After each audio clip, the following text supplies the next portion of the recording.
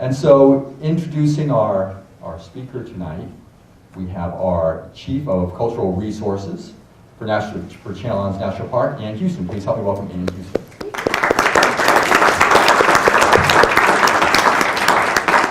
Thank you all for coming tonight. We got a good spread in the paper yesterday morning. I think, yeah, yesterday. How many of you saw that and you're here because of that? Yay! Well, thank you all for coming. And our speaker tonight is Dr. Todd Braje. He started working with us on the islands when he was graduate student, Todd Braje, at the University of Oregon about 10 years ago. So he's had a lot of experience on the islands, and he is now teaching anthropology at San Diego State University. He has explored all kinds of sites on the island, from 12,000-year-old ones up to recent, or I shouldn't say recent, but historic archaeological sites, and that will be his topic tonight, is Chinese abalone fishing sites on the island. So with no further ado, I will turn it over to Todd. Thanks, Ann. Thank you.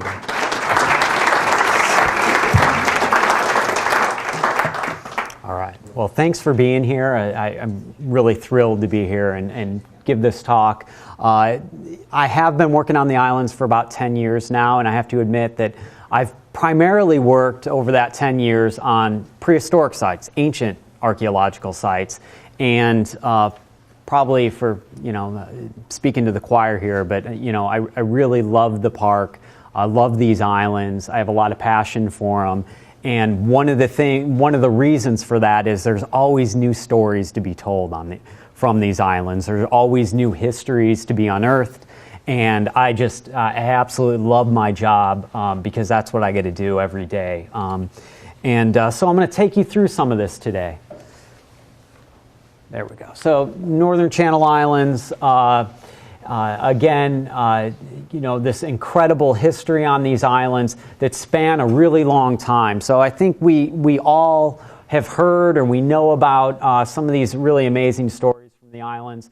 The earliest site here, Arlington Springs, 13,000 years old, people in boats making it out to these islands. We've recently done some work unearthing some sites that are of similar age with really interesting kinds of projectile point technology that tell us something very different about perhaps the earliest peoples to arrive on these islands, perhaps where they came from, the sorts of resources they were going after. And, I show you this because just in the last 3 to 5 years, everything we've known about the earliest people on the islands, those older than about 8,000 years, has really fundamentally changed. So there are always these great discoveries to be made, and no matter how much we're out there, there are always more to be told. And beyond that, in the transition from these earliest sites, you get places like this on the island. This is one spot. This is perhaps my favorite spot on all the northern islands. This is Otter Point on San Miguel, northwest San Miguel Island. It is a sequence in this dune, and if you look real closely, you can see 2 people standing on the top of that dune for a little perspective. This is 7,200 years of human history right in this one spot. Just absolutely amazing. Written into these shell middens, these ancient trash heaps, are the lives, the activities, the subsistence activities of the people that lived here for 7,000 years and more. Just really incredible.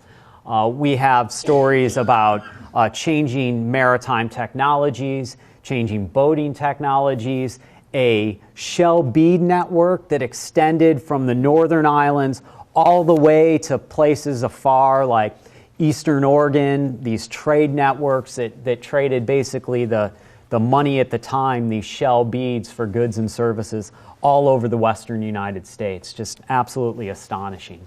Rising populations, and then this sequence of growing hunter-gatherer populations on the islands, and all the way up to historic contact. We also have really incredible stories that we all probably know something about, the ranching history on the islands. And you can go in the Interpretive Center and find books on the archaeology and books on the ranching history. This is the Lester family from San Miguel, the self-proclaimed legendary king of San Miguel Island, and just these really interesting characters during the 19th and 20th centuries. So missing from that, there are other stories to be told. And there are some hidden stories. And unfortunately, sometimes in history, in my mind, some of the most interesting stories are often ones that are missed, or no one knew that they were important. No one knew that they had power in shaping the present.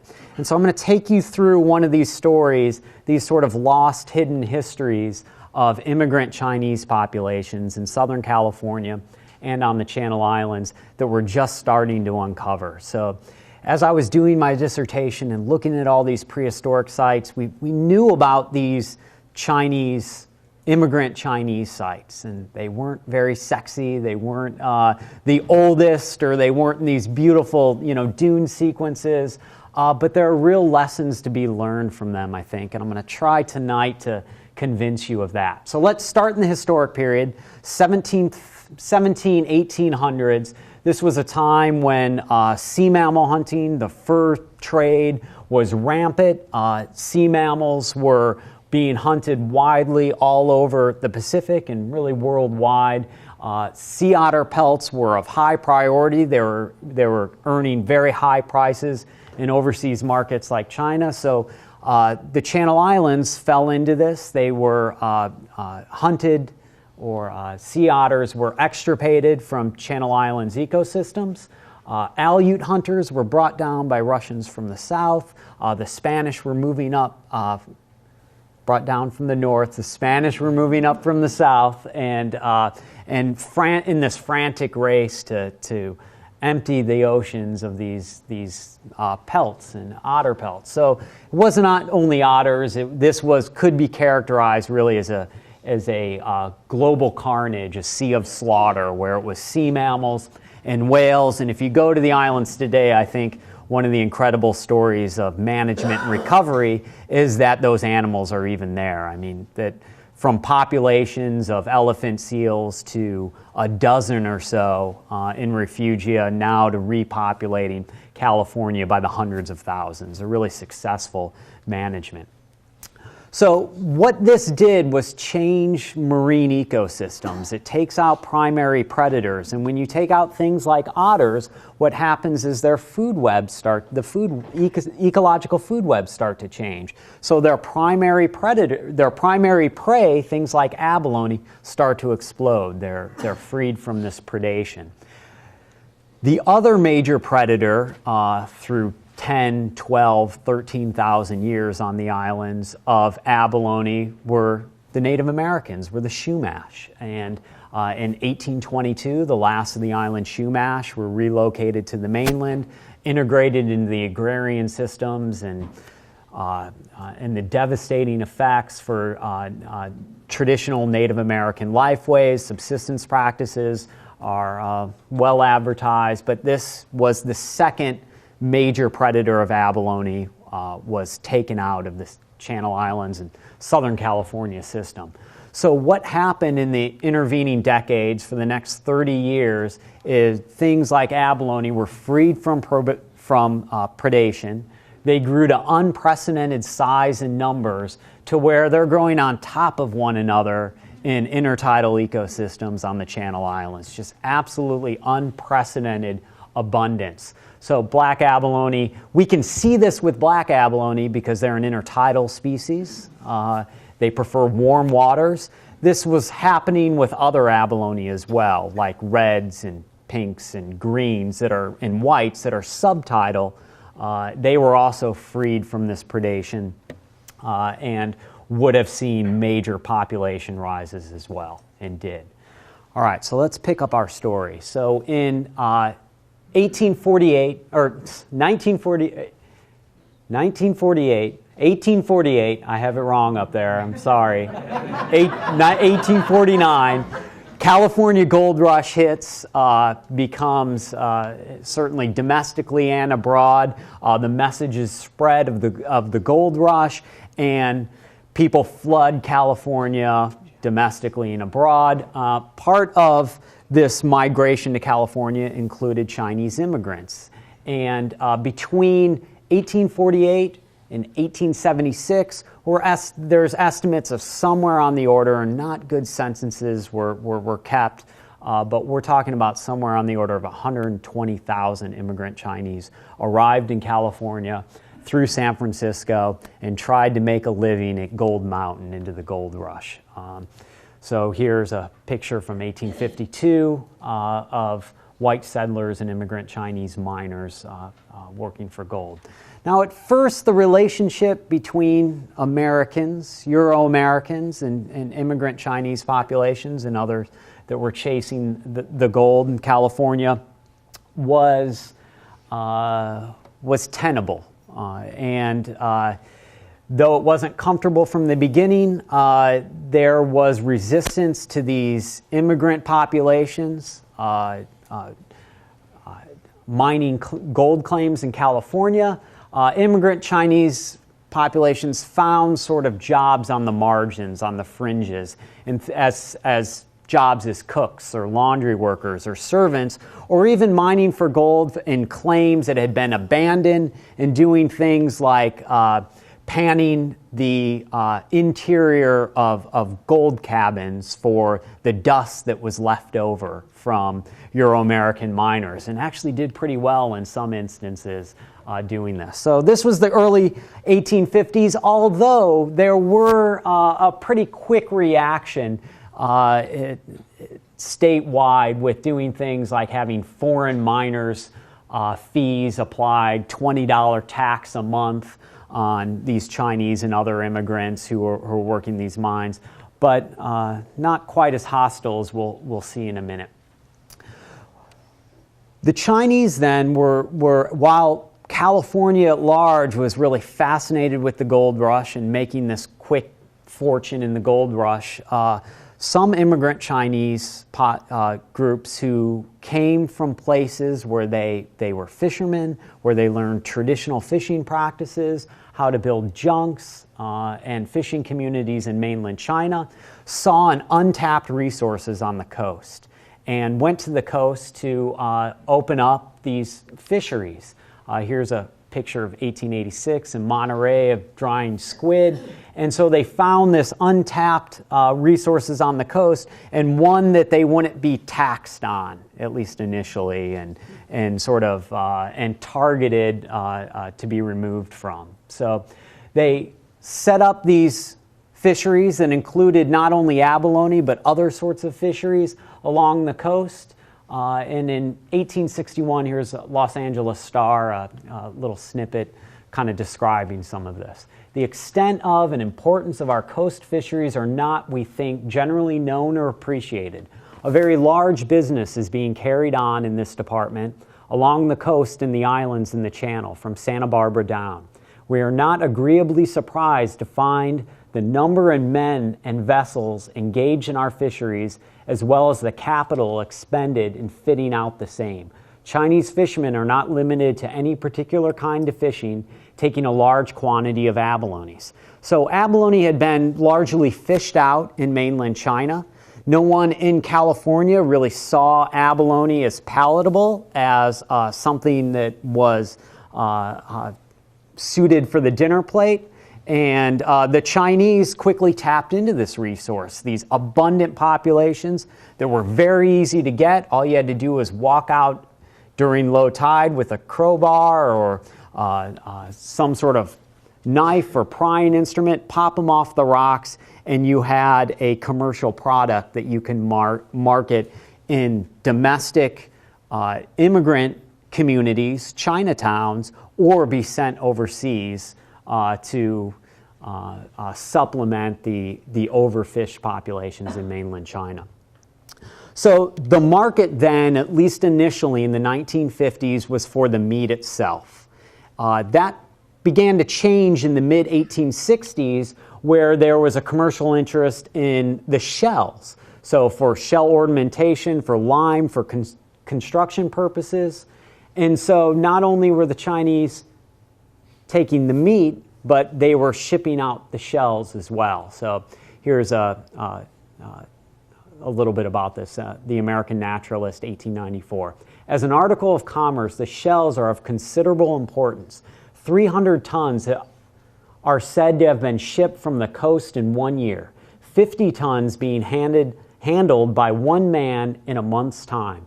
The Chinese are the principal gatherers. The shells are sold at $20 to $35 per ton, according to the quality. In California, dead shells collected on the beach are often used instead of stones for rockeries and also as borders for flower beds. It would be impossible to enumerate the ornamental uses to which abalones are applied. In China, they are broken up and used in inlaying in connection with lacquer work, for which the Chinese are famous. The mosaics of Europe are often adorned in the same way. Here's another from Harper's Bazaar. The trade in abalone shells, indeed, is of twice as much importance financially as that in the flesh, since it amounted to nearly $90,000 last year. Many of the shells are sent to Europe, there to be polished with the help of acids until they shall be lustrous outwardly as inside, and then are reshipped to the United States to serve as mantle ornaments, soap basins, matchboxes, card cases, receptacle for flowers, and on.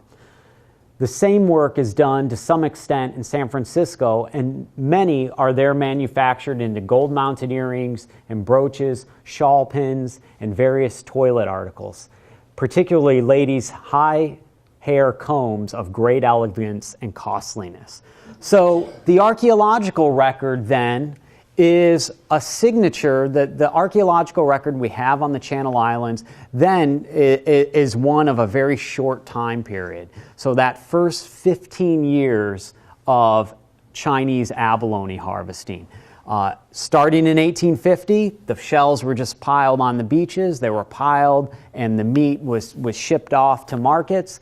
Shells were left. Starting in the 1860s, mid-1860s, the shell and the meat left for domestic and overseas markets, and people started to go back to these old piles and mine out the shells that were from earlier harvesting. So what we've done and what we've completed on San Miguel is an entire coastline survey for these Chinese abalone sites, and this is what we get. Dotting the coast, 21 sites, mostly consisting of large black abalone shells, very small amounts of lumber planks that were probably used in drying racks. They tend to be located in sea cliff exposures, supertidal regions, and they're just these really thin lenses of large black abalone shells and not a whole lot else. Including on San Miguel, including most of these sites have no indication of Chinese creation of these sites. So things like Chinese pottery that would tell us some ethnic origin of these sites. So we identify these by where they are in the soils and the fact that these abalones are larger and of unprecedented size of anything we see in prehistoric sites, and their location. So here's another of these San Miguel Chinese abalone camps dotting the islands. Now, one site, first, how they were processing these. So here's a snippet about that. The abalone is found attached to rocks and in extreme low tide in greater quantities than in any other time. The fish, covered by dense shell, adheres to the rock as tightly as if glued to it and is cut loose with a sharp instrument. And after filling a large bag with meat, which was removed from the shell, it is carried to the place chosen to dry it, and it receives a good pounding. After this beating, the meat is thrown into a large kettle and boiled for a short time. Then it is spread out to dry in the sun. After a thorough drying, it is nicely packed in strong sacks and shipped to San Diego to be reshipped from here to Chinese merchants in San Francisco. The meat commands in that city from 5 to 6 cents per pound and is used exclusively by the Chinese. A considerable quantity is shipped to China, where it is regarded as a great luxury, being only used by the better class of people in the country. So up until now, no Euro-Americans or no Californians, non-immigrant Californians, are exploiting abalone. They're not eating it. They don't see it as a resource. And so this is exclusively the domain of immigrant Chinese, or nearly exclusively. Now, one of the sites on San Miguel is quite different from all the others. This is Adams Cove, western San Miguel Island. This is Point Bennett, the home to that brilliant sea lion and sea mammal rookery. It is a really cool place for an archaeologist. Historic stuff. There's also a big house pit village. There's also sites that date to at least 10,000 years here. It's just a really dynamic, cool place for ecologists, biologists, and archaeologists. Well, it contains one of these historic sites that are very different. So unlike all the other sites on San Miguel, it has very distinctive pottery that we know is made by immigrant Chinese folks, porcelain, and included sort of more utilitarian stoneware. This is brown stone pottery. So we find this on the beach at Adams Cove, and then right down on the beach as well is this pavement of abalones that were being processed, and probably this is again sort of the early episode of abalone gathering, these shells that were left behind. Well, not only that, we get some other really interesting things. So these may look like a pile of rocks, but to an archaeologist, they're not. They're actually these U-shaped hearths that we find in places like some of the other islands. These have been identified on Clemente. They probably relate to Japanese abalone harvesting. Talk about that in a second. But these are hearths. These are cooking ovens, and here is probably this the sweeping out of one of these ovens to keep the kettle burning, keep the kettle boiling. So this is probably an indication that perhaps immigrant Chinese, that abalone collectors were bringing abalone to Point Bennett, and this was the base camp where these small foraging expeditions were going around San Miguel Island, bringing it back here to do this boiling and pounding as described. So in fact, we get some indications that this might be true, and the Daily Independent, Santa Barbara, in 1883 said, parties of Chinese fishermen were on the various Channel Islands most of the year. Rogers and Brothers of this city sent out today for San Miguel a party of 5 men for abalone, seal skins, and oil. The number of abalone to be attained by such a party is impossible to estimate. Low tide being the only time when they can be gathered, and the lower the tide, the more they are exposed to view. So getting some indication from the archaeological record about what's going on in terms of how abalone processing is happening. Now, it becomes confusing at Point Bennett because there's also another component there. Besides all the ancient archaeological prehistoric components, there seems to be another later historic component, and this may be described here. During the summer of 1879, Rogers and Company of Santa Barbara had 15 to 20 men engaged in hunting the seal. The hunters follow along the beach, shooting those they find on the rocks. Other parties flay off the blubber and carry it to the drying place where it is slowly cooked to extract the oil.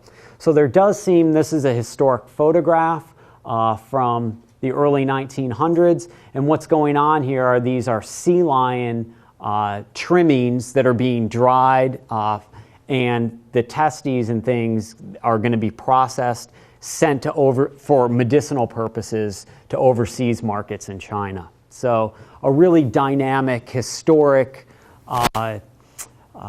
industry happening on the Channel Islands, and one that we have very little archaeological evidence for, very little stories are being told by this.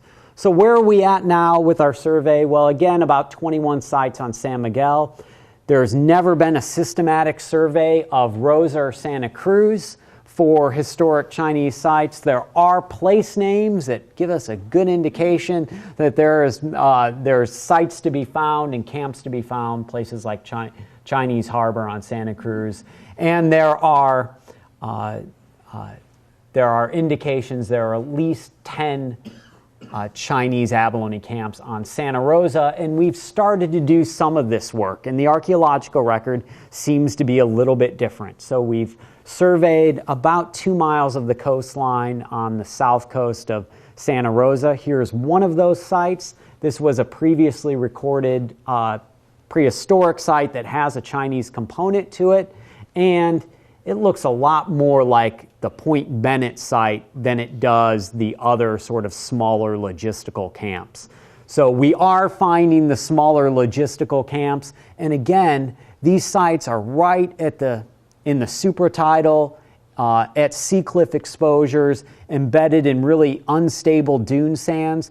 So even though they're some of the youngest sites on the island, they're perhaps some of the most threatened on the island. And we're probably only seeing a really small portion of how many sites there actually were. So we're in a race against time, and NPS and Channel Islands National Park have really supported our work to try to identify these sites before they're lost and try to record some of this unknown history. So by the late 1870s, things started to change, and there were whispers, and maybe not so much of a whisper, more of a call that abalone, black abalone, were being over-harvested in California. And they were being heavily exploited. There's no doubt the Chinese were taking abalone by the thousands. They were shipping lots of products overseas. They were consuming a lot domestically. And so they were being heavily exploited, and camps were being moved up and down the coast as local stocks were over-harvested or exhausted, and then new camps would pop up and down the coast, and even into Baja. Here's a abalone drying racks from Baja, California. And so there certainly was an intensive harvest, but I want to make clear that we have no idea how intensive. There's no one writing down the amounts, the weights, the sizes of abalone being exploited. This is all sort of newspaper reports and things you read in California Fish and Game reports, and no real data on the level of exploitation. So the reaction to that was there was a moratorium put on intertidal abalone collecting. So this basically legislated, or in a lot of ways, bumped the Chinese out of the industry. Because black abalone are in the intertidal, they weren't diving for other kinds of abalone. This opened up the industry to other groups. So the Japanese and other Euro-American divers quickly stepped into this already thriving industry, took their place, expanded it to not only to red, to pink, to green, to white abalones, and continued this really intensive harvest and expanding it to deeper waters and different species. So Field and Stream writes in 1891, abalone are not in common use among the Americans who do not understand the mode of preparing them. So Americans apparently couldn't figure out how to make them palatable. One newspaper article describes eating abalone as like chewing on shoe leather. And so it just wasn't a domestic market for it. So the Japanese, other Euro-Americans stepped in and started to ship this stuff overseas and do similar things to what the Chinese were doing before them. All right, from there we enter into a pretty ugly time in American history and a very difficult time for immigrant Chinese populations. Anti-Chinese sentiments were very strong in California and really all over the United States, all over the country. This is the Working Man's Party. Our governor, our California governor, was a part of this, and he blamed coolies, which is derogatory term for immigrant Chinese labor, for depressed wages. And this was really born out of two sort of historical events. The end of the Civil War and the economic downturn that came about from that, and the completion of the Transcontinental Railroad. something that was supposed to open up the economy of California, be this great berth for moving products in and out of California. Well, what it did, it made products that were being manufactured on the East Coast really easy to transport to California, flooded the market, and actually caused an economic depression in California.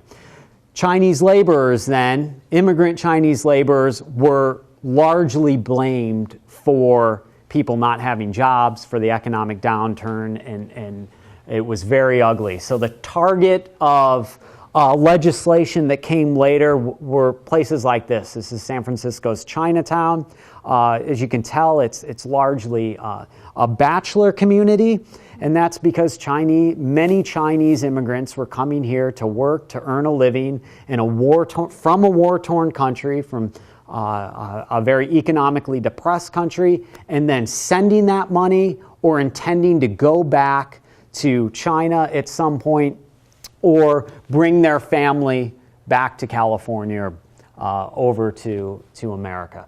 Well, in 1882, there was instituted what I see, and a lot of people see, is federally and state-sponsored racism, a really ugly time. The Chinese Exclusion Act of 1882. This act excluded skilled and unskilled laborers and Chinese employed in mining from entering the United States. So you couldn't leave without documentation. That was later changed. Even if you had documentation, it was hard to get back. And you couldn't bring your family.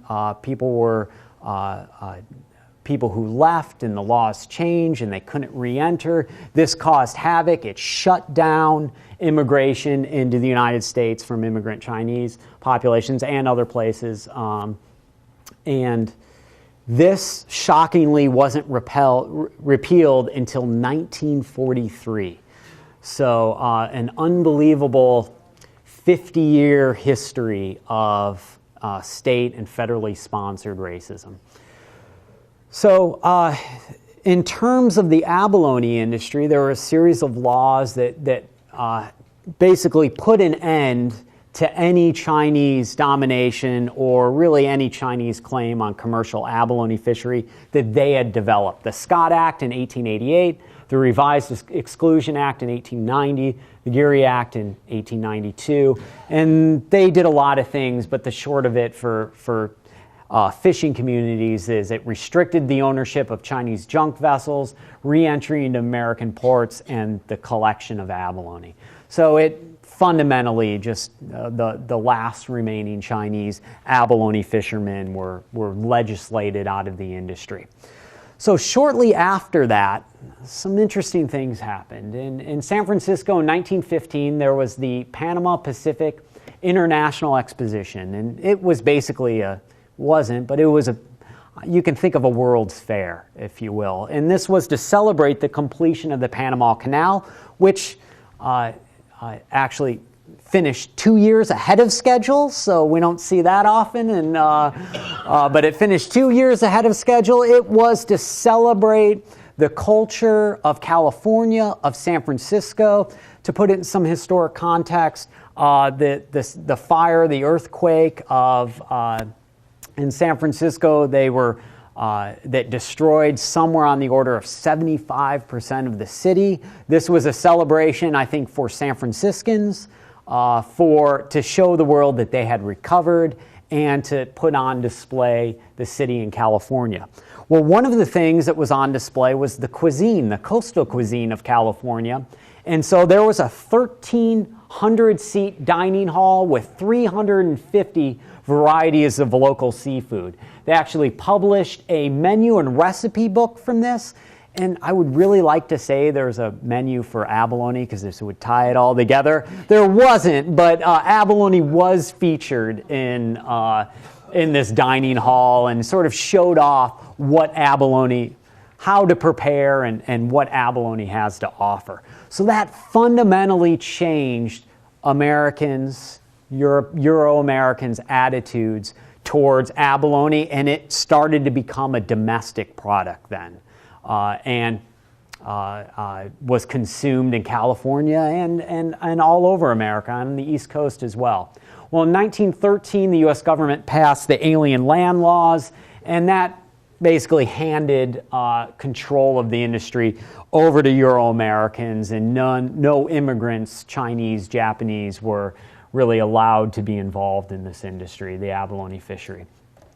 So if you look at menus around this time, around the country, abalone chowder first appears right after this, this Panama Exposition in 1916. Abalone steak appears right after this, 1923. And I have to be honest, there's a resolution thing. I mean, there's a visibility. So it may have been on restaurant menus prior to this, but this is the first documented evidence that we've been able to find. But regardless, by the mid-1920s, you could buy a fried abalone steak for 60 cents, about $6.50 in today's currency. Sign me up, right? All right.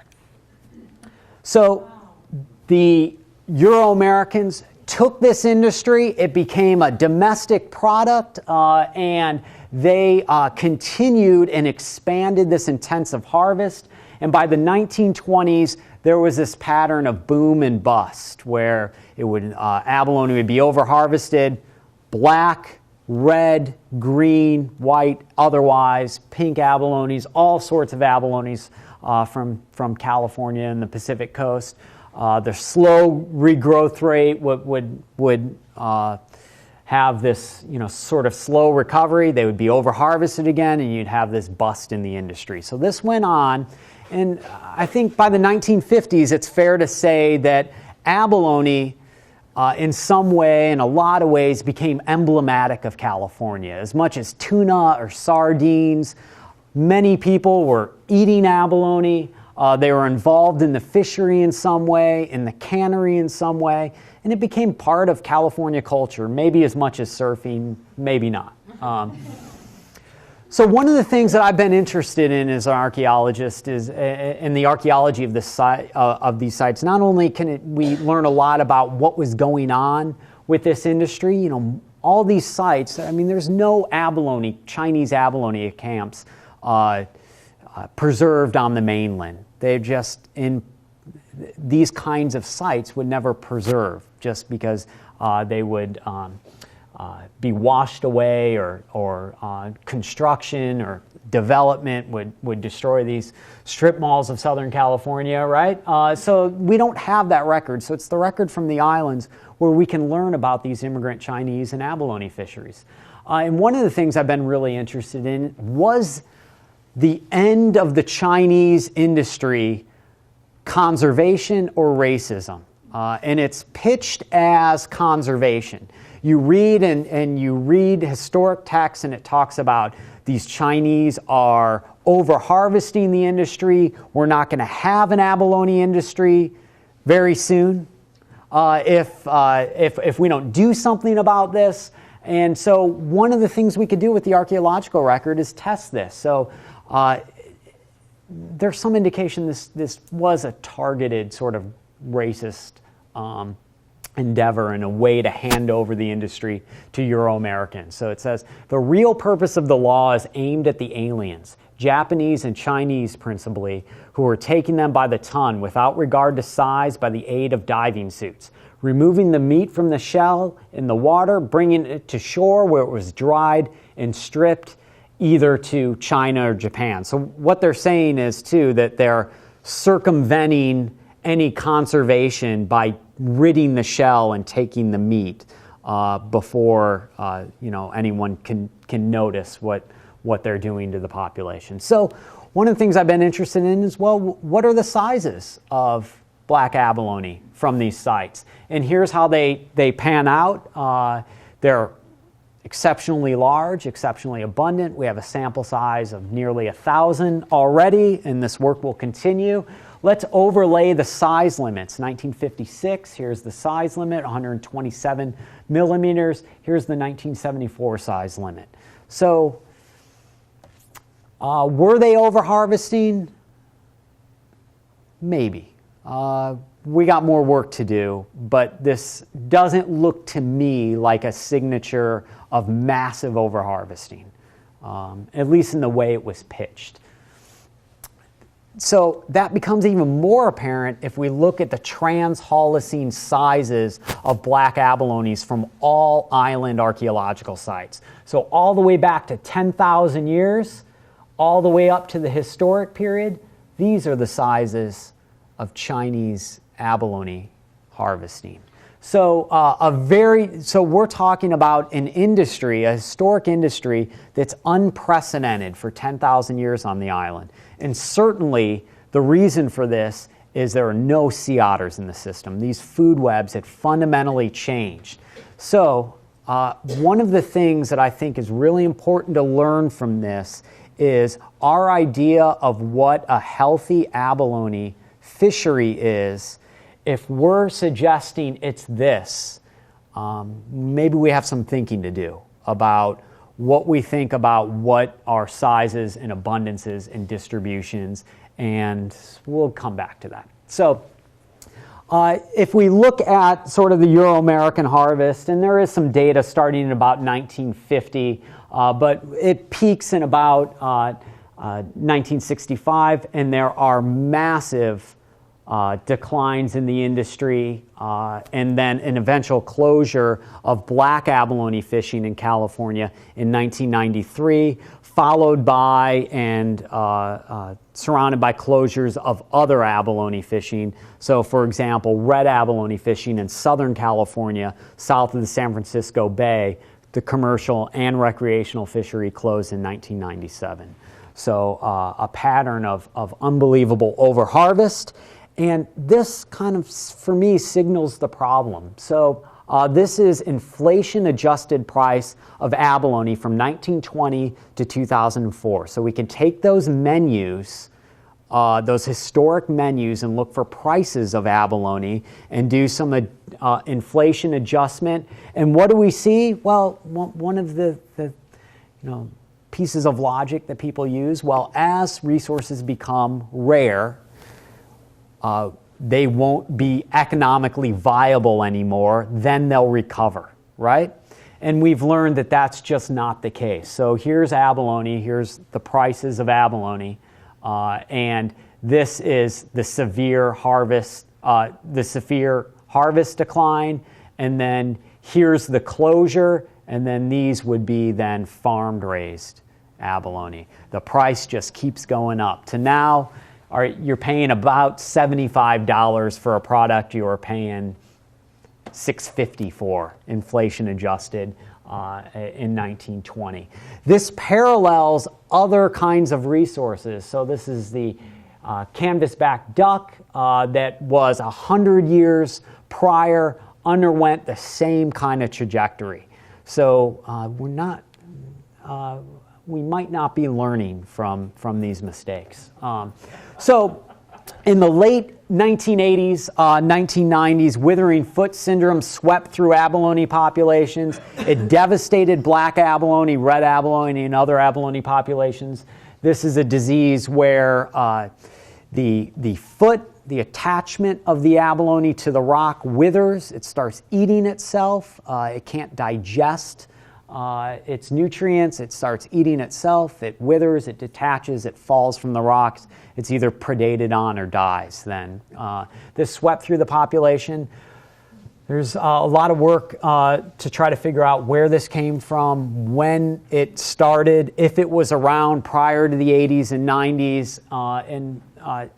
For a lot of ecologists, and I don't pretend to be an abalone ecologist, but for a lot of ecologists, what they tell me is that it's the unprecedented sizes and densities that allowed this to spread from the dysfunction in the ecosystem and sea surface temperature warming and a variety of other factors allowed this. But it was certainly overharvesting and withering foot syndrome were the death blows to the abalone harvest. And now it's You get your abalone from, here's red abalone being grown in tanks. There's something on the order of 13 abalone farms dotting the California coastline.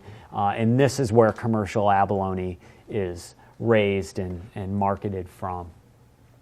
So one of the things that I try to do as an archaeologist is to try to figure out lessons from the archaeological record and what we can perhaps learn from this. And one of the disturbing stories, I think, with black abalone in particular, is that despite the industry, despite the fishery, no recreational or commercial fishery open since 1993, things have only gotten worse. So despite management, despite our best efforts, and there are a lot of people doing a lot of good things to try to restore abalone in California, abalone recently moved 2 years ago, I believe it was, 2009, from the threatened species list to the endangered species list. And if you know anything about these things have to be really bad to get on the threatened or to get on the endangered list. It's be really bad to get on the threatened list. These are very difficult things to do. So the population is just not recovering. So here's what we had to say about this in 1925. Long before the Californian was busy with his struggle with the West, knew or cared to protect the abalone, Chinese fishermen dried the abalone and shipped the product to China. Now the laws of California amply protect the abalone.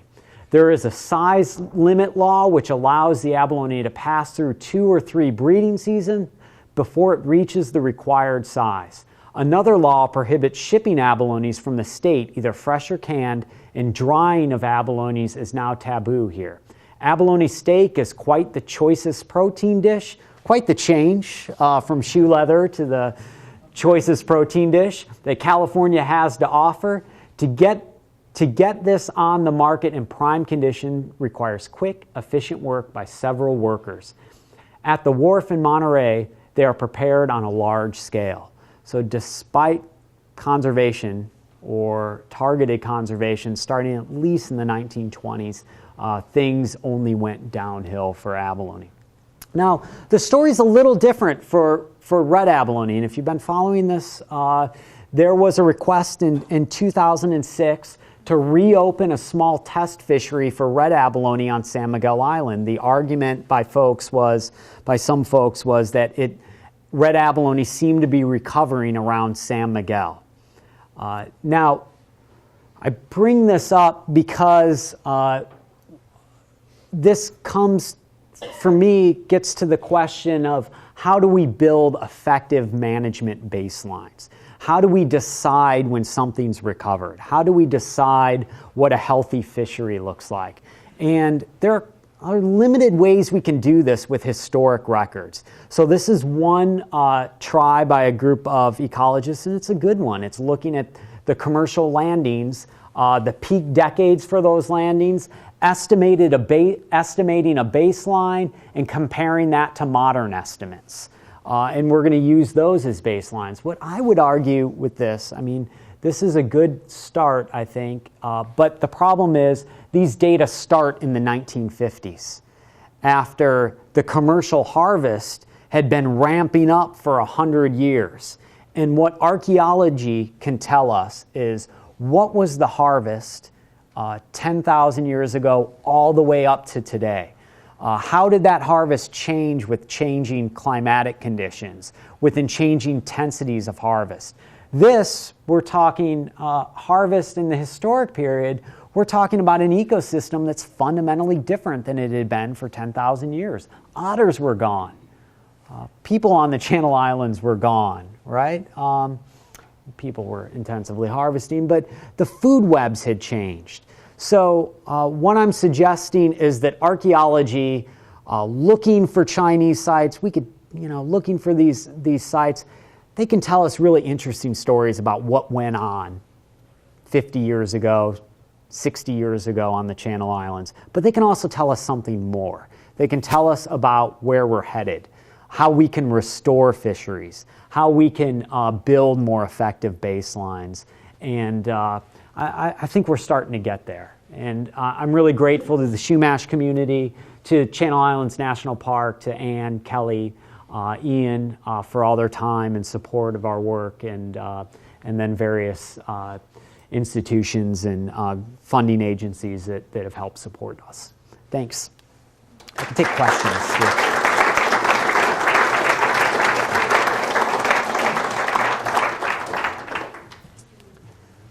So I'm happy to take questions. I'll field them as best I can. Do we have time for that? Yeah, we do have time. All right. And so we can get the questions recorded. I'd like to use this microphone. Just don't put your mouth too close to it. I was wondering if what a logical conclusion of your most recent comments would be is that it's way too soon to open any kind of abalone fishery again on the island. Is that correct? The thing that I don't do as an archaeologist is I don't make management decisions. That's not good for anybody, right? Because I'm not trained to do it. So given that, I don't make management decisions. I leave that to the experts. And those experts they're fishermen, they're resource managers, they're the sanctuary. And those people know how to deal with that. What I can provide is a long-term perspective.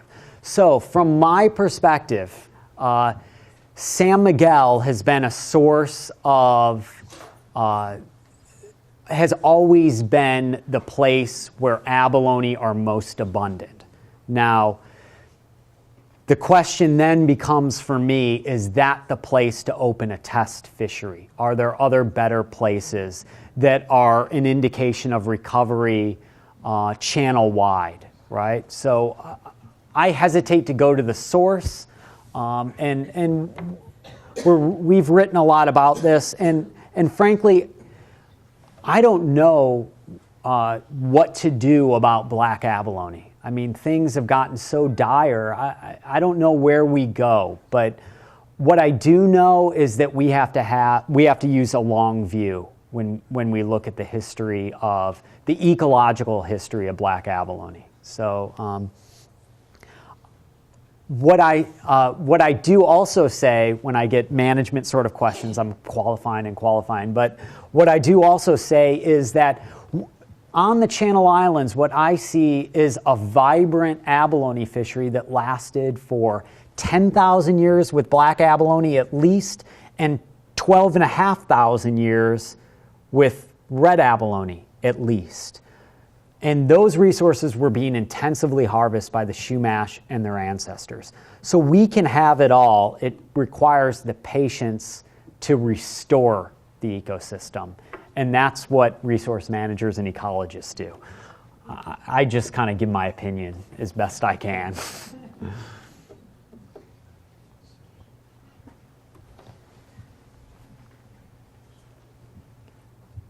I was wondering, on San Nicolas Island, there's a record now that the black abalone is making a recovery. Do you know anything about that in terms of dealing with the withering foot syndrome?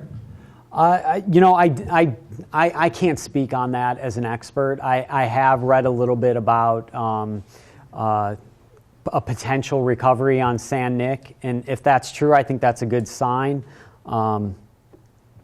But I think we have a ways to go.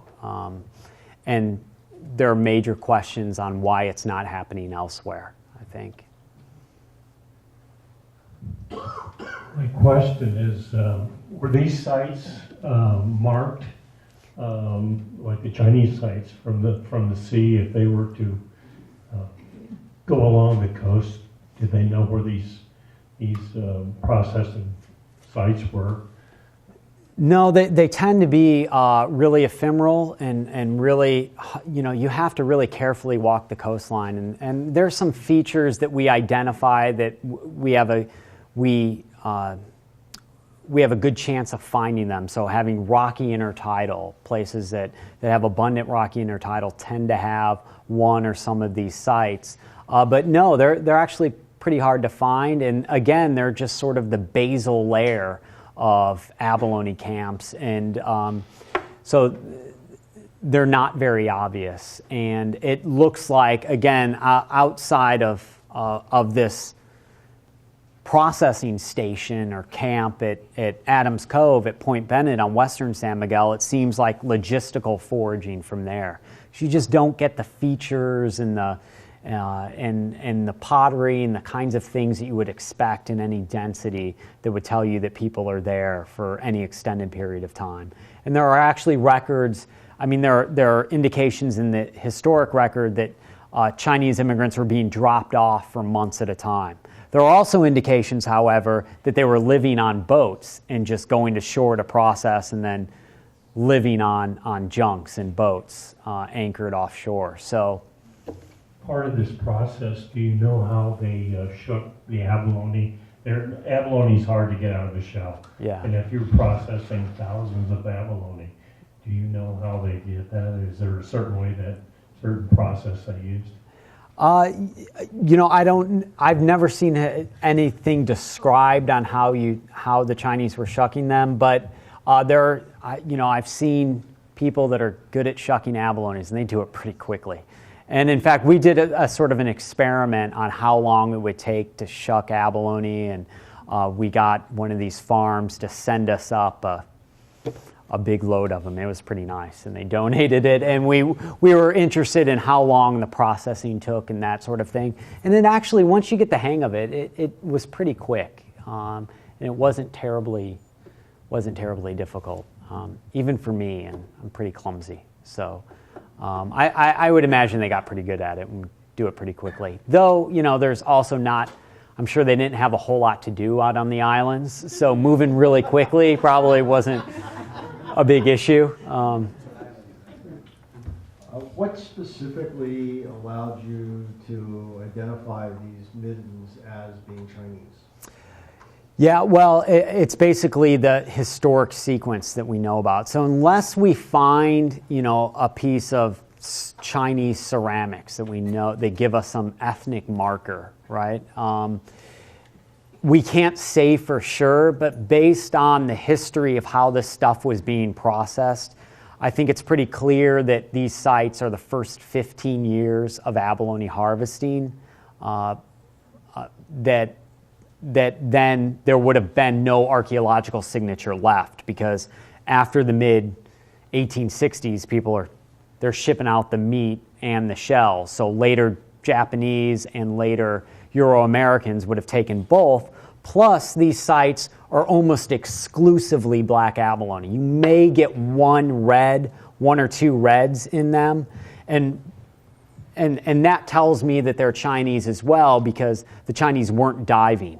So you could get an occasional red that made it up into the high intertidal or the low intertidal, where you could reach down. They're a cold water species, so you could get the occasional red in there. But when it's exclusively black, exclusively large, and there are these thin layers, I think we have a pretty good indication that they're immigrant Chinese sites.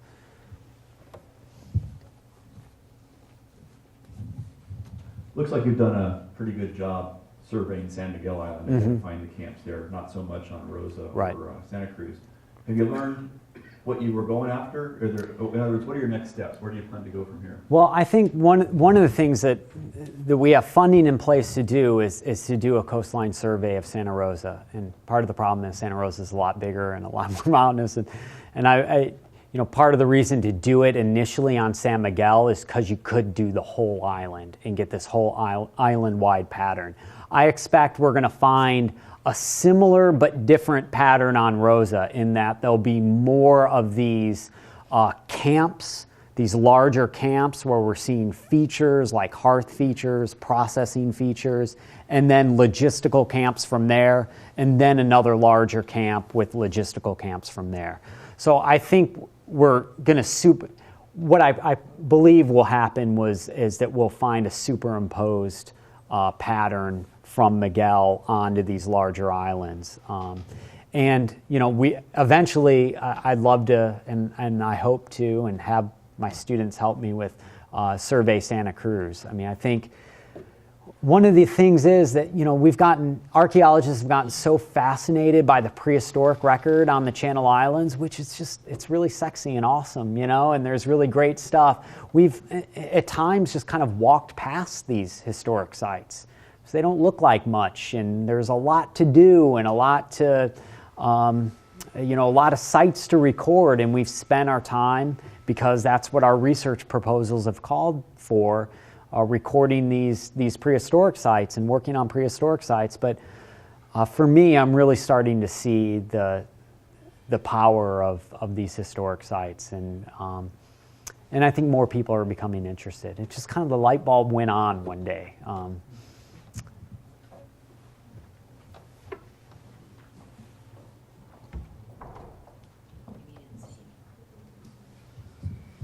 So you're saying that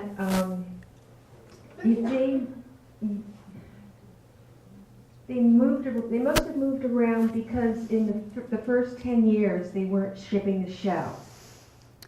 So if you're finding 10, 15 years of shells, that meant, are you saying they moved around and they left that and didn't go back to that area? Right. So what was probably happening when this industry started, 1850? It's this wealth of black abalone in the intertidal. Just quickly harvest as much as you can. They were dumping off the shells. They were processing the meat. They were drying it. They were shipping it to San Diego, San Francisco, and then either consuming it in Chinatowns there or shipping it overseas, sort of with merchants and middlemen.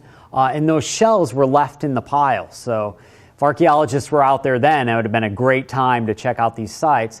So this happened for about 15 years. This process went on, and they moved around the islands, most likely to do this.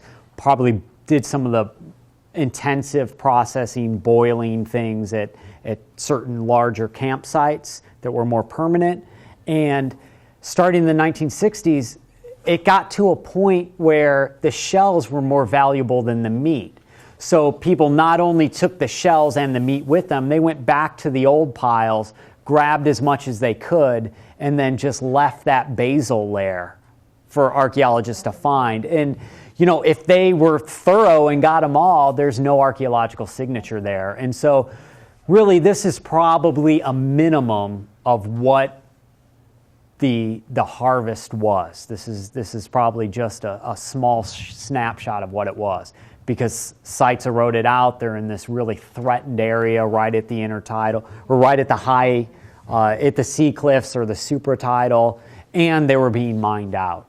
So, I mean, we've recorded sites that have 5 or 6 shells left. And based on where they are in the soils, what they look like, we're confident that those are what we think they are. Are there any countries in the world that have successfully managed their abalone population? Is there still other abalones, for example, gone in China still, or are they trying to bring it back? There are places where it's been more successful, in places like Australia, and there are places that there's been more successful management. But I don't know enough about the history and intensity of harvest in those places to kind of figure out why and how. But there are still wild abalone harvesting. And then, north of San Francisco Bay, there's this recreational harvest for red abalone that happens during certain months of the season, and you have take limits. And from every abalone ecologist, biologist that I've talked to, that is pretty sustainable in terms of a recreational harvest. It's not a commercial harvest. You can't sell the shell. You're not supposed to sell the meat, but it's for personal consumption. But that seems to be fairly sustainable. Poaching is always a problem, and people are working hard to deal with that. Also in Baja, in places in Baja, Cedros Island, there seems to be a fairly sustainable wild abalone harvest. And there's a group at Scripps at UC San Diego, and I'm trying to get myself involved, that are going to look at that fishery and that fishery now and why it's sustainable, but I think really what's really important was what did it look like before the modern harvest, and was it sustainable for thousands of years, and why, and what does that tell us about California? This is a little side thing here. You're talking about the hearse that they had when they were trying to render some stuff there. What were they using for fuel for those fires? First question. Second question regarding the records. Apparently there wasn't any record keeping here by the Chinese to where you guys to be able to look at, like in whaling, we can go back to whaling records to get an idea what the populations were. Is there anything about going back into China itself where the markets were receiving these things and keeping some records? Right, some tallies. There is a little bit of that, but it's not really a very good indication of what the industry looked like. There are some like merchant middlemen tallies of what was coming in, but it's not extensive, and there's major problems even with the early commercial harvest and this data. Is it weighed with just the meat? Is it weighed with the shell in the meat? So there's really no good indication of the intensity of harvest out from the historic documents, certainly prior to 1950. And even that early, 1950s, that data is, it gives us some indication, but it's not like an exact record of what was going on in the harvest. Fires. Oh, the fires. I have a sample of charcoal from one of those hearths, and I haven't sent it off. I suspect it's probably driftwood from the beaches, but I couldn't tell you yet. I'm hoping to figure that out. Not too much forest there, right? No, but it's those islands would have had lots of driftwood and dew and nice and dry and easy to burn, so that's probably what they were using. Yeah. But they weren't unlikely cutting anything down. There's not a lot to do. So that slide you showed with the rocks covered with abalone, do you see any recovery like that on San Miguel Island? No, not at all.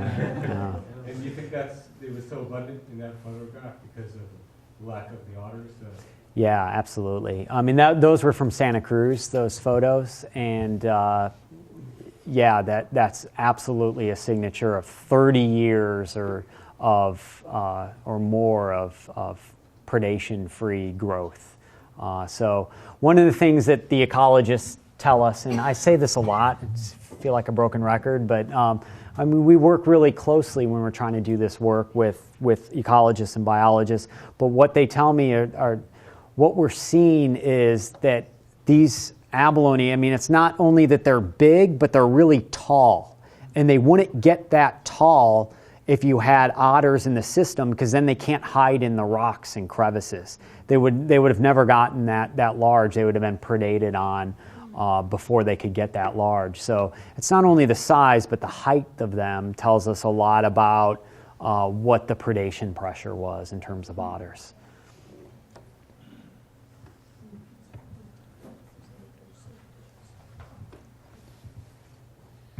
I don't know if I'm thinking way back when I was a kid and we ate abalone all the time.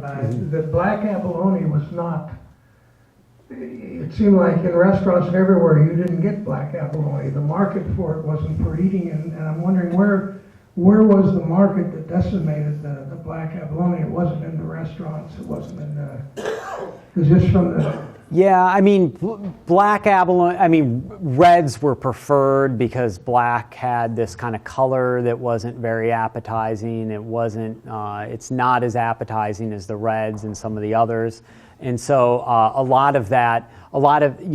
the industry for the Chinese industry was really fueled and really consumed by overseas markets.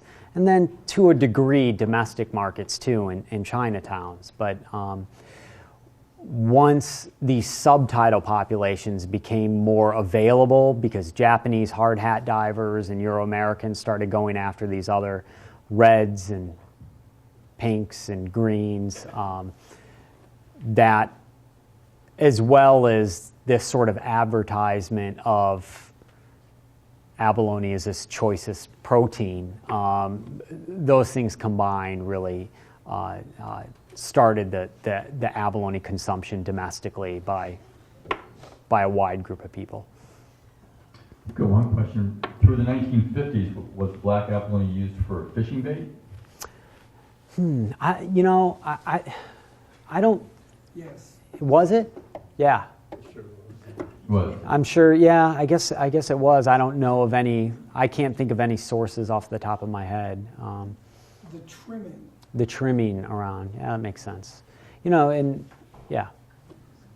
So, any other questions? Well, Todd, thank you very, very, very much. Thank you. Well,